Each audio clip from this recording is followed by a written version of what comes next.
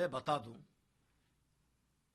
कि डॉक्टर भीमराव अंबेडकर और डॉक्टर राजेंद्र बाबू सहित जो संविधान निर्माता थे, सब लोगों ने संविधान में ये कभी कल्पना नहीं किए कि एक देश का पूर्व प्रधानमंत्री कांग्रेस के दबाव में ये कहेंगे कि देश के संसाधन पर पहला अधिकार मुसलमानों का होगा।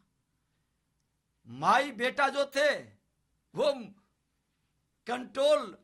रिमोट कंट्रोल से चलाते थे देश के प्रधानमंत्री जी को। उनको जवाब देना चाहिए श्रीमती सोनिया गांधी, राहुल गांधी को कि देश के संसाधन पर किसका अधिकार होगा, सबका साथ सबका विकास होगा या तुष्टीकरण की राजनीति के लिए एक खास समुदाय का अधिकार होगा। चुनाव में तो बताना पड़ेगा। ये आज क्या स्थिति है तुष्टीकरण की राजनीति का कि जहां जहां सनातन के संतान अल्पसंख्यक हो गए उसको किस तरह से पलायन के लिए विवश कर रहा है, किस तरह से जबरदस्ती इस्लाम कबूल करने के लिए उसके बहू बेटियों के साथ खिलवाड़ कर रहा है। आज दरभंगा के अंदर जो पिछली बार घटना रामनवमी के समय घटित हुआ था, नेता प्रतिपक्ष के नाते हमने गए थे, श्मशान में एक दलित के लाश को किस तरह से लाठी से पीटा गया, जलाने नहीं दिया गया, पेशाब कर दिया लाश पर, पूरी हंगामा हुई। किस तरह से दहशत का वातावरण और पलायन के लिए व्यवस्था। मंगलसूत्र की बात तो छोड़ दें, यहां तो अपनी धर्म को बचाना मुश्किल हो जा रहा है। ऐसी मानसिकता पर जवाब देना होगा एनडी गठबंधन के, कांग्रेस को, राजद को, कम्युनिस्टों को बोलना होगा कि हमारा देश का प्रधानमंत्री कह रहा है सबका साथ सबका विकास। वो कहां कह रहे हैं कि हिंदू और सनातन के संतानों का सिर्फ करेंगे। जो मां भारती के धरती पर जन्म लिया है, किसी जाति धर्म क्षेत्र भाषा का है, सबका समान अधिकार है और मैं सबका उत्थान और कल्याण करूंगा। ये क्यों नहीं बोलते? है हिम्मत, स्पष्ट ये करना होगा, आपको बताना होगा कि देश के अंदर सबका अधिकार है या तुष्टीकरण की राजनीति चलेगी। अब तुष्टीकरण नहीं, देश के प्रधानमंत्री ने कह चुका है कि संतुष्टीकरण की राजनीति होगी, सबका संतुष्टीकरण होगा। केसरिया ने कल पूर्णिया की रैली में कहा है कि इंडी गठबंधन को वोट नहीं देंगे अगर तो आप एनडीए को दीजिए, किसी तीसरे को नहीं दीजिए। देखिए लड़ाई में भी नहीं आ रहे हैं वो, इसीलिए घबराए हुए हैं। उनके सारे उम्मीदवार जान रहे हैं कि मैं चुनाव जीतने नहीं जा रहा हूं, किसी तरह से सेकेंड पर रह जाऊं, इसकी लड़ाई लड़ने में लगे हैं।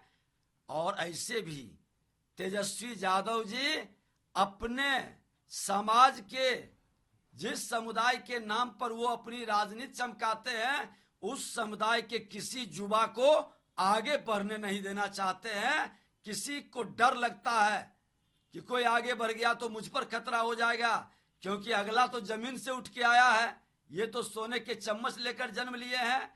कंपटीशन करने की इनकी क्षमता और हिम्मत नहीं है, इसलिए घबराहट में। तेजस्वी यादव ने भी कहा कि परसों अमित शाह आए हुए थे बिहार, उन्होंने कहा कि आए हैं गर्मी बहुत ज्यादा, सत्तू पिए। श्रीमान तेजस्वी यादव जी, आप तो सोने के चम्मच लेकर के केक खाने वाले हैं। केक की संस्कृति से के निकट आप चले गए और केक खाने वाला लोग न सत्तू का स्वाद समझता है और शीतलता और पवित्रता लाने के लिए न बेल का स्वाद समझता है।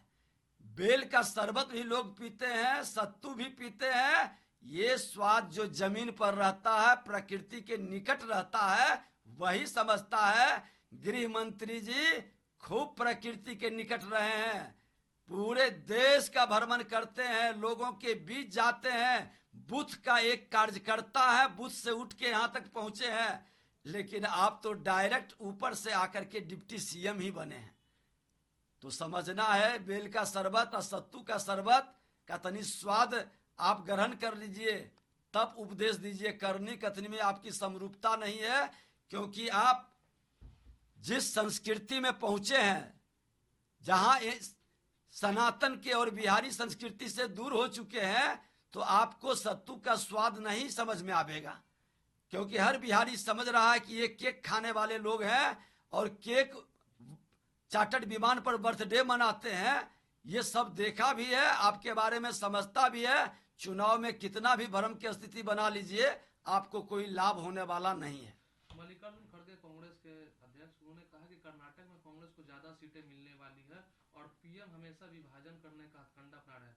देश को कैसे आगे ले जाना है यह महत्वपूर्ण है, लेकिन इसको छोड़कर प्रधानमंत्री हिंदू मुस्लिम एससी ओबीसी की बात कर रहे हैं। ये सब सिर्फ वोट के लिए कर रहा है, देश हित के लिए नहीं कर रहा है। आपके मैनिफेस्टो के अंदर तुष्टीकरण की राजनीति झलकेगी, सबका साथ सबका विकास की बात न करेंगे तो अगला तो ये चर्चा करेगा कि आपको स्पष्ट करना चाहिए। आप अगर जो चाहते हैं कि धर्मनिरपेक्षता का मतलब ये कतई नहीं है कि अपने धर्म का अपमान करके दूसरे धर्म का तुष्टीकरण करें। धर्मनिरपेक्षता का मतलब है कि सभी लोगों का सम्मान करें, सबका साथ सबका विकास करें। ये मानसिकता स्पष्ट करनी होगी और इसीलिए ये विषय आना ही चाहिए ताकि लोग को ये स्पष्ट पता चले कि तुष्टीकरण की राजनीति देश में चलेगी या संतुष्टीकरण की राजनीति चलेगी। मीसा भारती उन्होंने कहा है कि प्रधानमंत्री 10 साल में क्या किए हैं, कुछ नहीं है, और अगले 5 साल में क्या करेंगे वो नहीं बता रहे हैं। बेरोजगारी कैसे जेतर कर, महिलाओं के लिए क्या करेंगे, ये सब कुछ नहीं बता रहे। ये परिवारवादी जमींदारी मानसिकता के लोग हैं। ये अपनी बेरोजगारी दूर करने के लिए बेताब हैं, इसीलिए जनता के बारे में भ्रम फैला रहे हैं। इनके पिताजी भी बड़बोलेपन के शिकार हो गए। गरीबों का मसीहा, गरीबी दूर करेंगे, चरवाहा विद्यालय से सब चरवाहा को हम रोजगार देंगे। 15 साल माता पिता इनके रहे, लालू प्रसाद यादव और राबड़ी देवी, और लगभग 5 से 6 साल माननीय नीतीश कुमार जी के साथ भी सत्ता में रहे। 20 साल 21 साल कि क्या उपलब्धि रही वो तो बता दें। एनडीए की उपलब्धि साफ झलकती है कि लॉ एंड ऑर्डर को हमने 5 से 10 के बीच में मेंटेन किया। आपके आने के बाद गड़बड़ाया, फिर जब हम आए तो फिर ठीक हुआ, और आप फिर जब आए तो जंगल राज से गुंडा राज में तब्दील होने लगा। आज हमने हर जिले के अंदर एनडीए गठबंधन, इंजीनियरिंग कॉलेज से लेके पॉलिटेक्निक, एएनएम जीएनएम से लेकर के आईटीआई सारा टेक्निकल कॉलेज खोल दिया। शैक्षणिक वातावरण हर पंचायत में उच्च विद्यालय बना दिया। पूरी शैक्षणिक वातावरण का एक माहौल खड़ा किया। उसी समय बहाली की प्रक्रिया भी शुरू हुई। ढोल आप पीट रहे हैं। अरे 5 विभाग आपके उप मुख्यमंत्री 2 बार रहा, एक भी नियुक्ति नहीं किया किसी विभाग के अंदर। सच को बोलने से आप भागते क्यों हैं, बताना चाहिए। और ऐसे भी इनका परिवार का खात्मा होने जा रहा है। चुनाव में एक भी सीट ये जीतने नहीं जा रहे हैं। लालटेन का शीशा फूट चुका है और बुझने वाला है। अब लौ फपक रहा है, अंतिम है। इनको पता चल जाएगा। राज्यसभा के सांसद थे, कितने बार अपने क्षेत्र के अंदर कौन सा काम किए, यही बता दें मीसा भारती जी।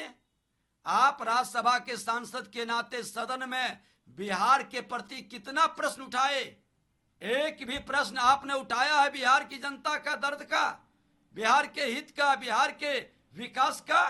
और विकास की बात करें, अपना विकास, चपरासी क्वार्टर में रहने वाला ही महलों में पहुंच गए। फार्म हाउस कहां से आया ये तो बता दीजिए बिहार की जनता को। बिहार के गरीब जनता की गाढ़ी कमाई जो भी लूटने वाले लोग हैं, वो इससे लोगों को राजनीति करने का अधिकार